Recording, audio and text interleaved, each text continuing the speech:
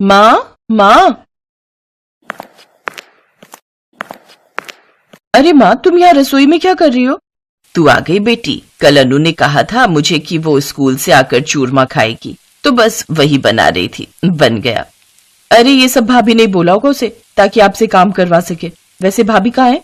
वो बस अभी सारा काम निपटाकर अपने कमरे में आराम करने गई है। तू बैठ, मैं तेरे लिए कुछ लेकर आती हूँ। मुझे नहीं खाना अभी कुछ, तुम्हारी वो महारानी बहू उठेगी तो वही बनाएगी कुछ। अरे अनु आ गई तू स्कूल से? जा अपनी माँ को उठा और बोल बुआ आई है।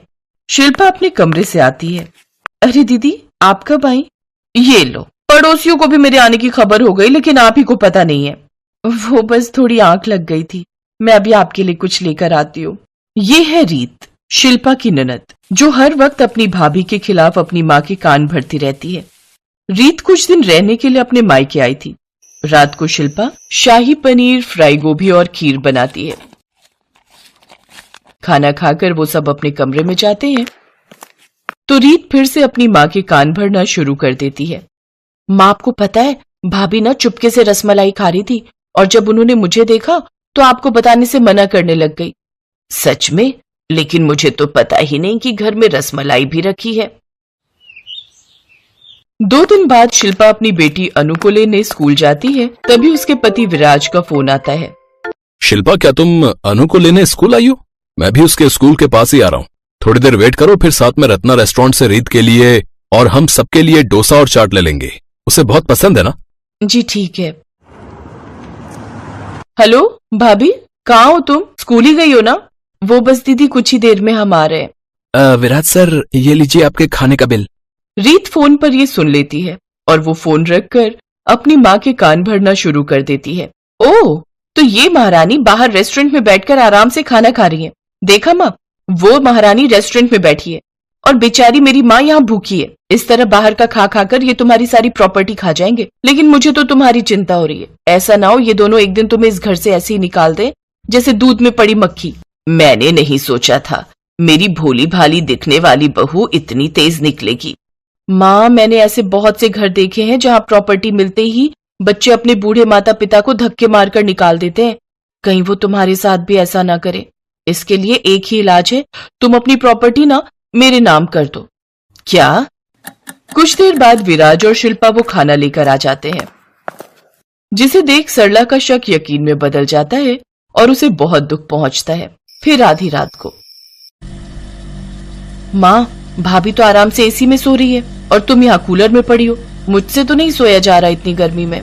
बेटी, वो तो मुझे ही एसी में सोकर हाथ पांव दर्द होने लगता है, इसलिए मैं यहीं सोती हूँ। तू चाहे तो ऊपर वाले कमरे में सो जा, उसमें एसी लगा हुआ है। ये ले चाबी। उसमें दरअसल मैंने कुछ जरूरी पेपर और गहने रखे हैं, इसलिए वहां ताला लगाए रखती हूँ। इसके बाद रीत उस कमरे में अपना सामान लेकर शिफ्ट हो जाती है। कुछ दिन बाद सरला की दवाइयां खत्म हो जाती हैं और वो अपने बेटे से दवाइयां लाने को कहती है, लेकिन रीत फोन करके अपने भाई को दवाइयां लाने से मना कर देती है। आप रहने देना भैया, माँ की दवाइयां मैं ही ले आऊंगी। लेकिन रीत जानबूझकर दवाइयां नहीं लाती। शाम को जब दवाइयां नहीं आती तो सरला की तबीयत खराब होने लगती है। तब रीत झूठ बोल देती है, माँ, भैया जानबूझकर दवाइयां नहीं लाए, भाभी ने मना किया होगा। ये दोनों तो यही चाहते हैं कि आप ज्यादा दिनों तक जिंदा ना रहो, फिर आपकी प्रॉपर्टी इनकी हो जाए। ये सुनकर सरला को बहुत गुस्सा आता है और वो अगले ही दिन सारी प्रॉपर्टी अपनी बेटी के नाम कर देती है। ये देख रीत बहुत खुश होती है। अब सरला अपने बेटे बहू से ठीक से बात नहीं करती और ना ही अपनी पोती को लाड करती। अब वो हर समय अपनी बेटी से ही बात करती। फिर एक रोज, हेलो रीत, वो काम हो गया ना जिसके लिए तुम गई थी? उस बुढ़िया से पेपर साइन करवा लिए ना? अब तो सारी प्रॉपर्टी अपनी। गलती से वो फोन सरला उठा लेती है और वो गुस्से में फोन काट देती है, साथ ही साइन किए हुए पेपर भी फाड़ देती है। ये क्या किया माँ तुमने? सरला उसे जोरदार थप्पड़ मारती है और फिर अपने बेटे बहू के सामने सारी बात बताती है, जिसके बाद वो अपनी बेटी को धक्के मारकर निकाल देती है। इसके बाद रीत अपना छोटा सा मुंह लेकर वहां से चली जाती है। फिर सरला अपने बेटे बहू के साथ हंसी खुशी रहने लगती है। सौरभ एक गरीब घर का लड़का था, जबकि नंदिनी अमीर घराने की बेटी थी। दोनों में प्यार हुआ और दोनों ने परिवार वालों की मर्जी के खिलाफ जाकर एक दूसरे से शादी कर ली। दोनों की मुलाकात कॉलेज में हुई थी। सौरभ एक नेकदिल इंसान था जिसका दिल देखकर नंदिनी को उससे प्यार हो गया। नंदिनी, समझो मेरी बात को। तुम एक अमीर घर की लड़की हो और मैं ठहरा एक गरीब दर्जी का बेटा। ये समाज क्या कहेगा? मुझे समाज की बिल्कुल भी परवाह नहीं है सौरभ। नंदिनी ने किसी की भी परवाह नहीं की और सौरभ के साथ जाकर कोर्ट मैरिज कर ली। जब इस बात का पता नंदिनी के पिता धनपत को चला तो वो बहुत गुस्सा हुए। आखिरकार भागी गई उस गरीब के साथ। मैं भी देखता हूं कब तक उस गरीब खाने में रह पाएगी। उसके परिवार में उसके पिता और उसके 2 भाई थे। बड़ा भाई और भाभी नंदिनी को पसंद नहीं करते थे क्योंकि उसके पिताजी उस पर खूब पैसा बहाते थे। नंदिनी के भाग जाने से वो दोनों बहुत खुश हुए। अच्छा ही हुआ जो भाग गई। अब प्रॉपर्टी में से उसको कुछ हिस्सा तो नहीं देना पड़ेगा। जबकि छोटे भाई सचिन को उसके भाग जाने से बड़ा दुख हुआ। वो नंदिनी को अपनी माँ की तरह प्यार करता था। उधर नंदिनी ब्याह कर ससुराल पहुंची जहां उसकी सास और ससुर ने उसका स्वागत किया। बहू, आओ, हमारे गरीब खाने में तुम्हारा स्वागत है। तुम हमारे साथ इस गरीब खाने में रह तो लोगी ना? हाँ माँ जी, और ये गरीब खाना नहीं मंदिर है जहां आते ही इतना सुख शांति का आभास हो रहा है, वरना मेरे घर के बड़े कमरों में तो बस कलेश ही होता रहता था। नंदिनी ने कुछ ही दिनों में अपने ससुराल वालों का दिल जीत लिया। 3 साल हो गए लेकिन नंदिनी अपने परिवार वालों से मिल नहीं पाई। उधर उसके पिता उससे ज्यादा नाराज नहीं रह पाए और उसके पिता ने फोन कर उसे मिलने के लिए अपने मायके बुला लिया। अपनी सास से परमिशन लेने के बाद नंदिनी अपने मायके पहुंची। बेटी, मेरी बच्ची, कैसी है तू? बिल्कुल ठीक हूँ पापा। आप कैसे हो? आपकी बहुत याद आती थी। मुझे भी बेटी। नंदिनी को देखकर उसका छोटा भाई बहुत खुश हुआ, लेकिन उसका बड़ा भाई और भाभी बिल्कुल भी खुश नहीं हुई। आ ही गई वो उठा के, गरीब कहीं की। अरे आएगी कैसे नहीं? इसे प्रॉपर्टी में हिस्सा जो चाहिए। इसे तो पता है इसका पति पूरी उम्र लगा के भी इतने पैसे नहीं कमा सकता। तभी सेठ ने रोमा से कहा, बहू, यहाँ खड़ी खड़ी हमारा मुंह क्या देख रही हो? जाओ और मेरी बेटी के खाने का इंतजाम करो। हाँ पापा, मुझे बहुत जोरों की भूख लगी है। उसकी भाभी मुंह सड़ाते हुए खाना बनाने चली गई। खाना खाने के बाद नंदिनी अपने कमरे में गई जहां उसने देखा वो कमरा तो कबाड़ खाना बन चुका है। पापा, मेरे जाने के बाद मेरे कमरे का ये क्या हाल कर दिया?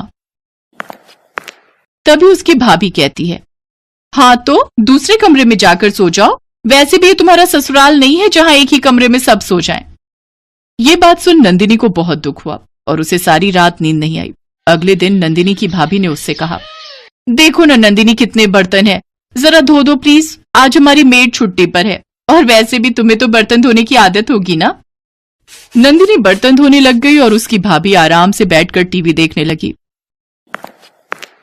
देखा कैसे नौकरानी बना दिया तुम्हारी बहन को। लेकिन इससे क्या होगा?